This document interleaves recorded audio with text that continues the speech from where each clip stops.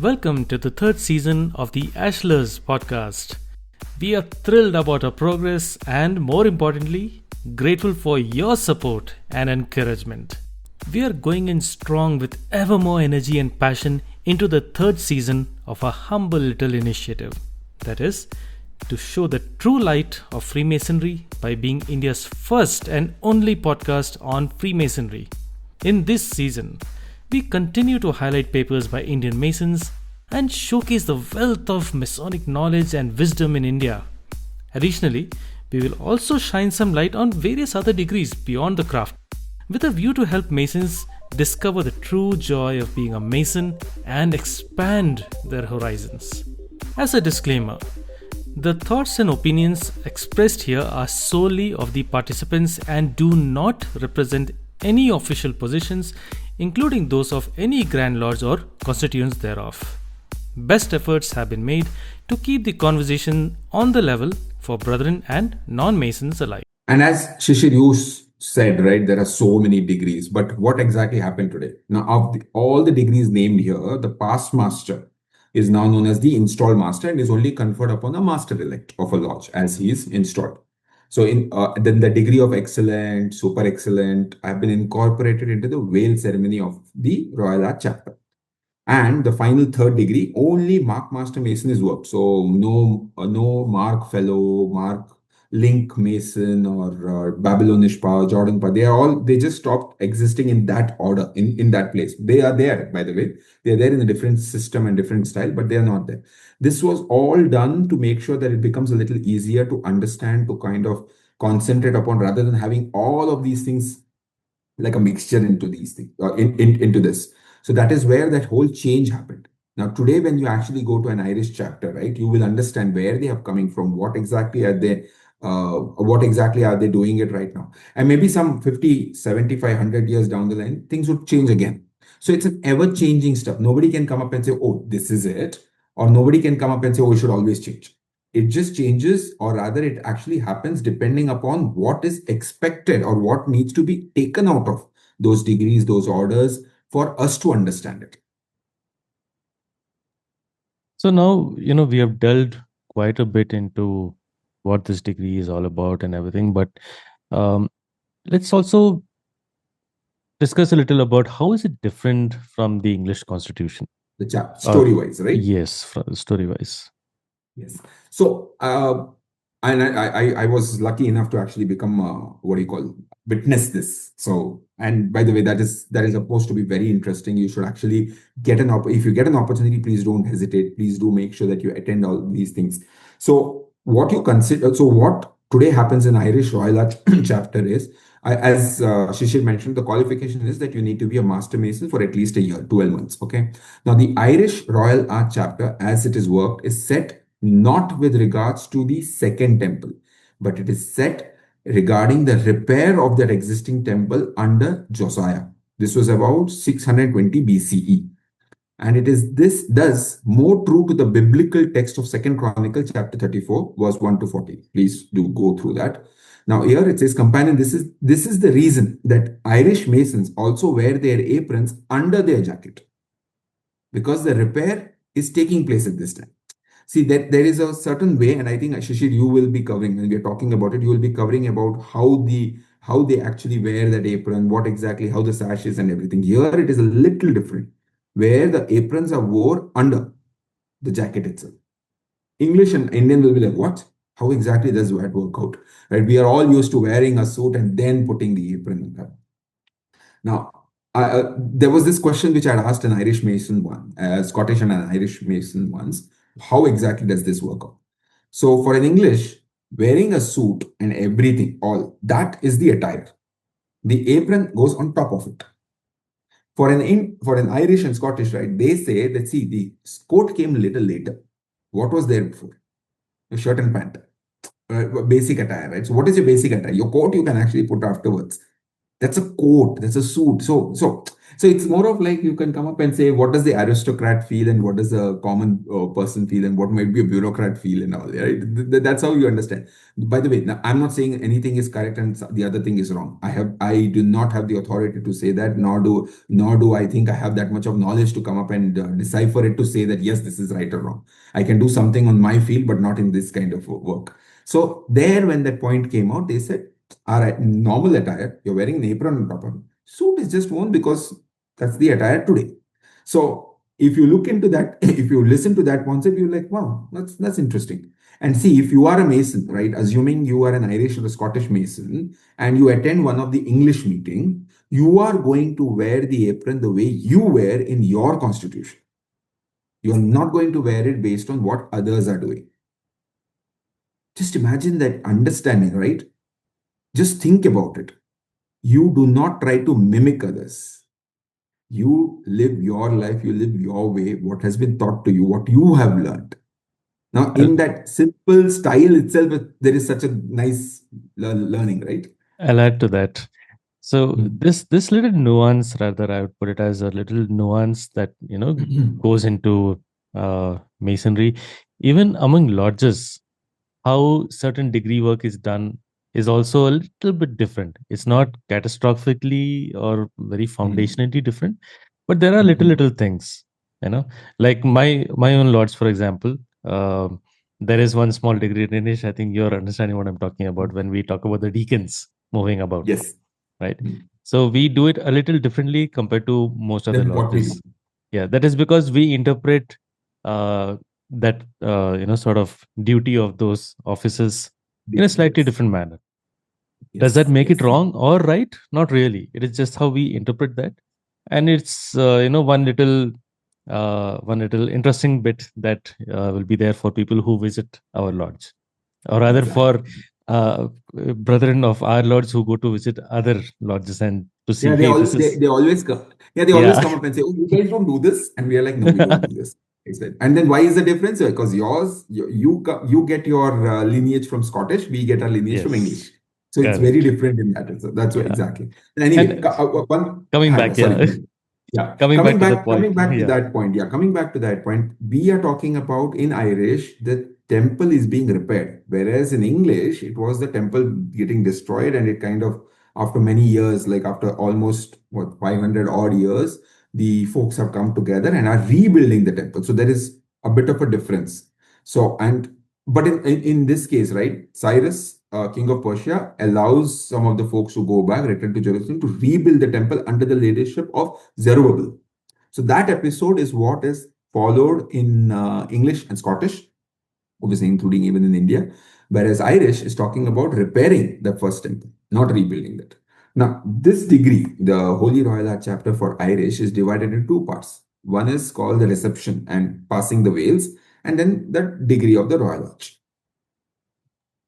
So now let's talk about this interesting thing you just mentioned, right? Passing the veils. I'm sure some ears would have gone up. So why don't you Yes. elaborate on that?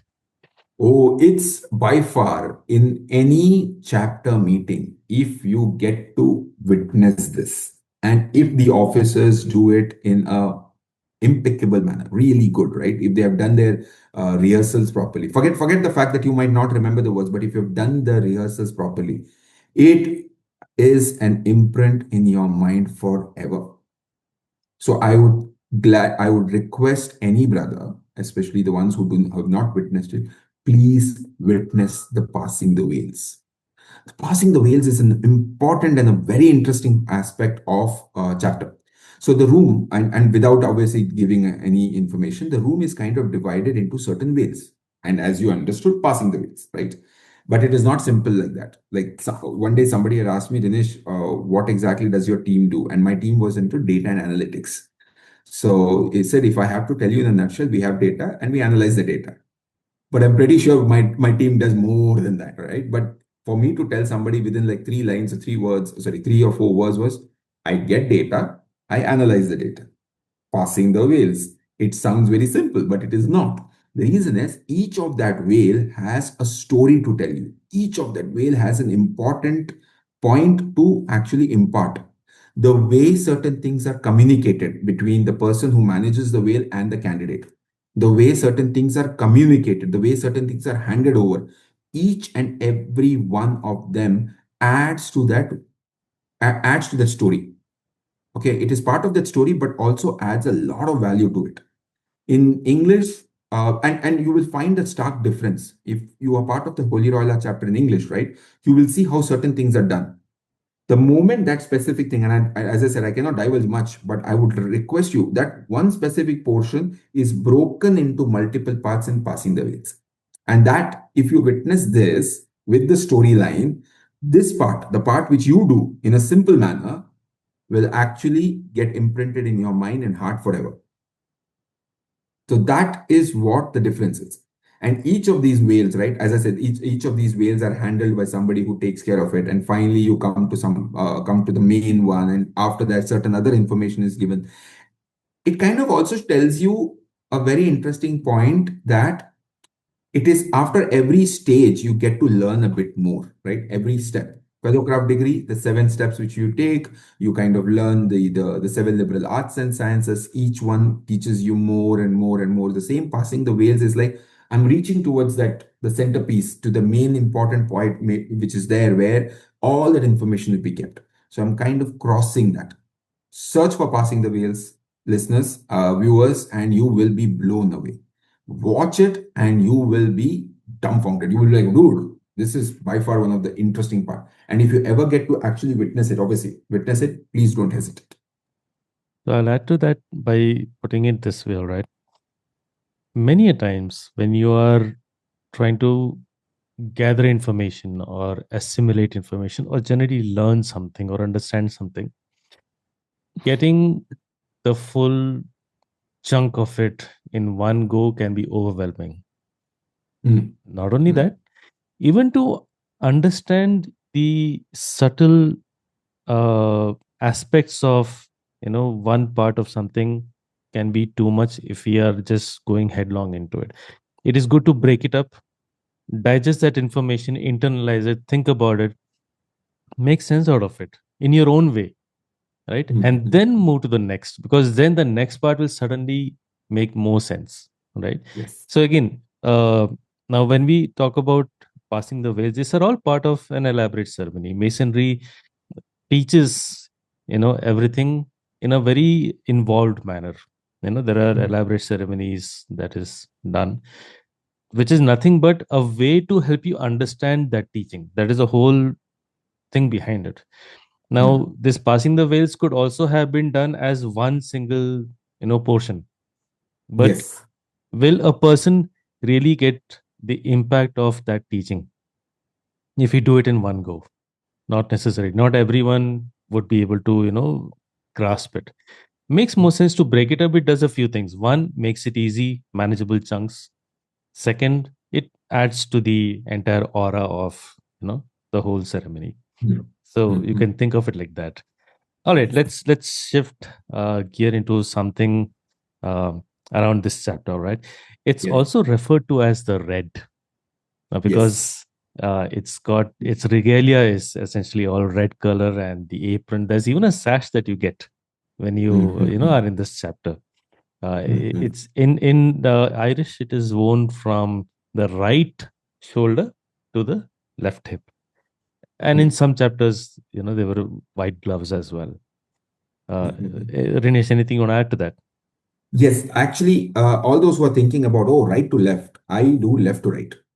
And there is a very good story to it. I think we had covered this one, if I remember it vaguely. We have covered this in a chapter which actually follows in English as well as Indian, right?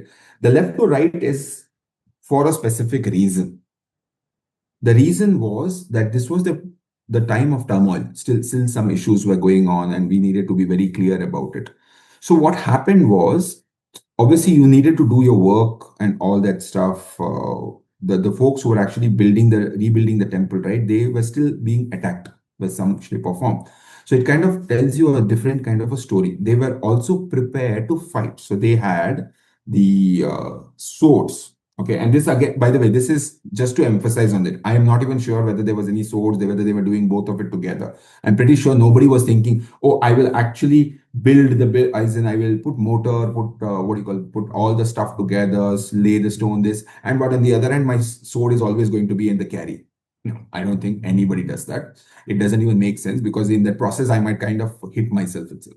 But to emphasize that you are always prepared, the story goes like that the folks who were actually working on the second temple was having a trouble in their hand to obviously spread the entire machine, whatever work they were doing. But on the other hand, on the left hand, they always used to carry the sword to make sure that they always defend themselves. Now, when you carry the sword, how are you going to put it?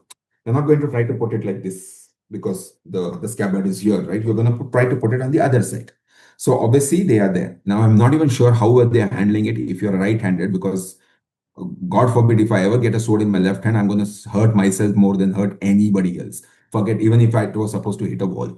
So I'm pretty sure of that. But again, as I said, the story is not that important, but the teaching is, or rather the underlying importance is. That importance was they were always prepared. Now, in Irish, on the other hand, as we mentioned a bit earlier, it was not a type of turmoil. They were repairing it. That means something was not there and all that stuff, but they were kind of repairing it.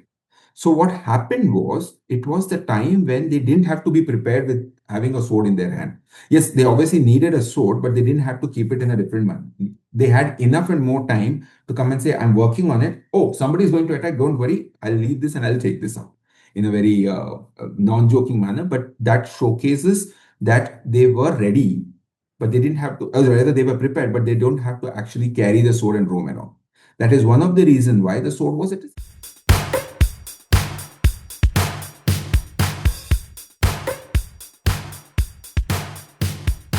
That's all, folks.